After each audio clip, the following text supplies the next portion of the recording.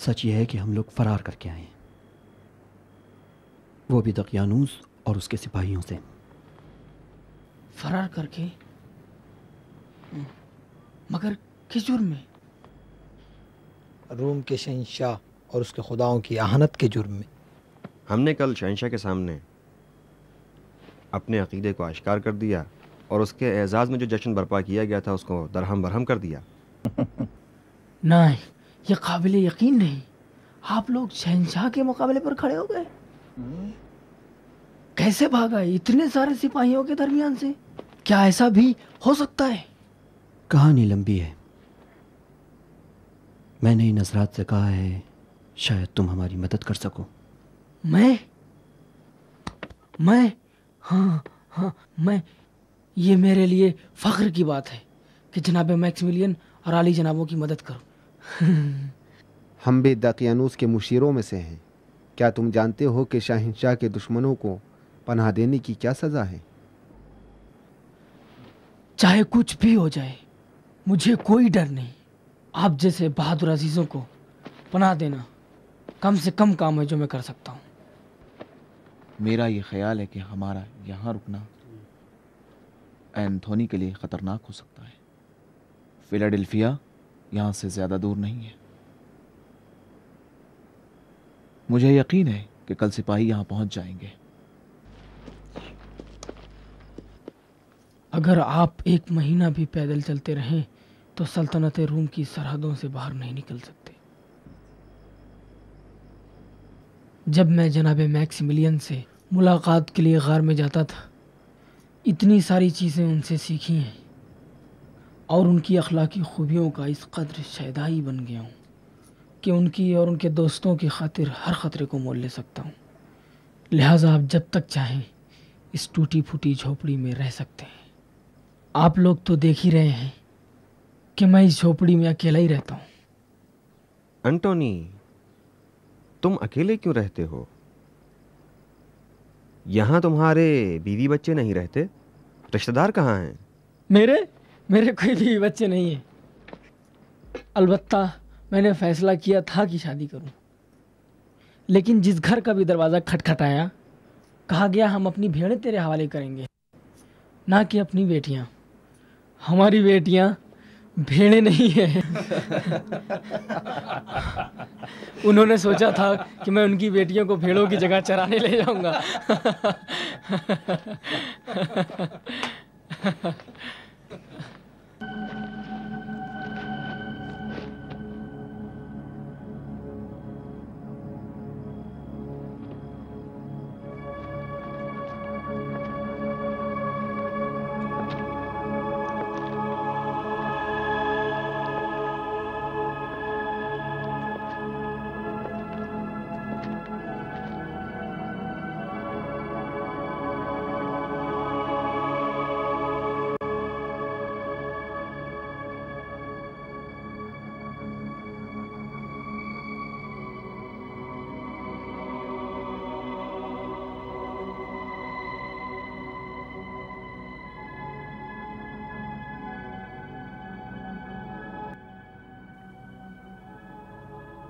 जबकि खुदा के सिवा दूसरों की परस्तिश करने वाली कौम से तुमने दूरी इख्तियार कर ली है।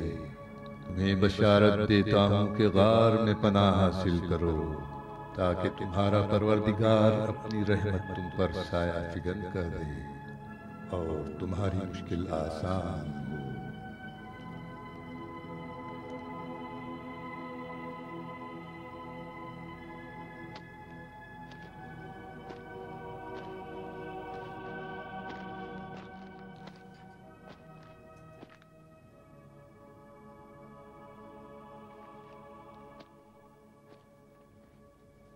बात क्या है?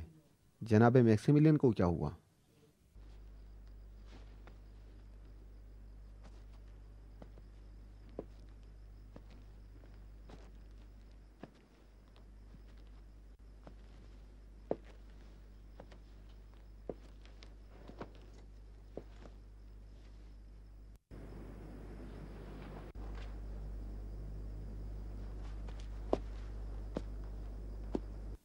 जनाब मैक्सिमिलियन किस फिक्र में है? गार में पनाह हासिल करो ताकि तुम्हारा परवरदिगार अपनी रहमत को तुम पर साया फिगन कर दे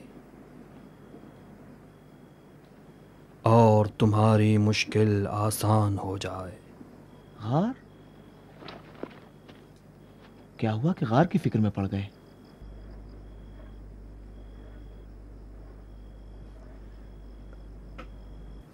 नहीं मालूम, सिर्फ इतना जानता हूं कि मेरे अंदर से एक निदा आ रही है और कह रही है कि गार में पनाह ले लो। वो गार कहाँ है जिसकी आप बात कर रहे हैं? वही जगह जहां हमेशा मैं जाता हूं, कोहे अंजुलस, यहीं पड़ोस में है। वहाँ अमन है? हमें फौरन चलना चाहिए। शायद मेरी ज़बान पे ये बात उसने जारी की हो जिसके हाथ में हमारे उमूर हैं। लोग जाग गए हैं, आप लोगों को देख लेंगे। बेहतर है आज की रात यहीं रुक जाएं। अगर रात तक यहाँ रुक जाएं तो सिपाही तो पहुंच जाएंगे। ये कौन हो सकता है? घबराए नहीं, शायद गांव वालों में से कोई है। मेरे ताखिर की वजह जानना चाहते। मैं अभी आया, आप लोग दूध पिए। बताओ।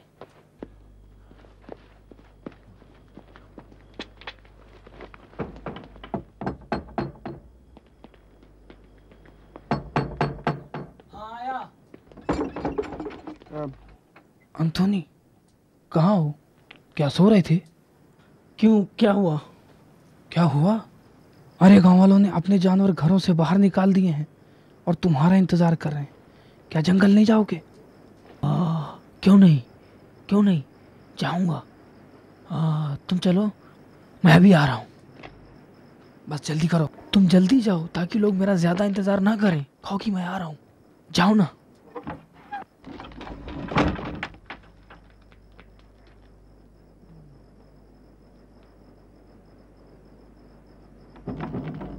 कौन था? बराबर के गांव से आया था, मैंने उसे भेज दिया। फिलहाल सन्नाटा है, जब तक पूरी तरह रोशनी फैल नहीं जाती आप लोग निकल सकते हैं। आप इजाजत दें तो मैं भी आपके साथ चलूं। तुम किस लिए हमारे साथ चलना चाहते हो? क्या ज़रूरी है कि तुम भी अपने आप को ख़तरे में डालो? मुझे तो आप लोगों की तरह बुशिकनी की सादत नसीब नहीं हुई। कम से कम बुशिकनों का साथ तो दूं। दूसरे ये कि आपको एक खादिम की भी तो ज़रूरत है। आप हमारे दोस्त और भाई हो, लेकिन कोई वजह नहीं कि हमारे साथ आओ। और आपने तो कोई जुर्म भी नहीं किया। आप लोग तो मुझे अभी मिले, मैं इतनी आसानी से पीछा नहीं छोड़ूंगा। हम तुमको साथ नहीं ले जाएंगे, बेकार जिद कर रहे हो। अंथोनी, अगर तुम हमारे साथ आओ तो हमें खुशी होगी, लेकिन अगर हमें गिरफ्तार कर लें तो तुम भी संसार हो जाओ। तुम क्यों संसार होना चाहते हो? दोस्तों, एक एक करके बाहर निकलते हैं। पहले मैं जाता हूँ। मैं पहाड़ के ऊपर से निगाह रखता हूँ कि आप लोग रास्ता गुम ना करें। एंटोनी, खुदा हाफिज। खुदा हाफिज एंटोनी। खुदा हाफिज। खुदा हाफिज। चलते हैं। खुदा हाफिज एंटोनी। फिर मुलाकात होगी।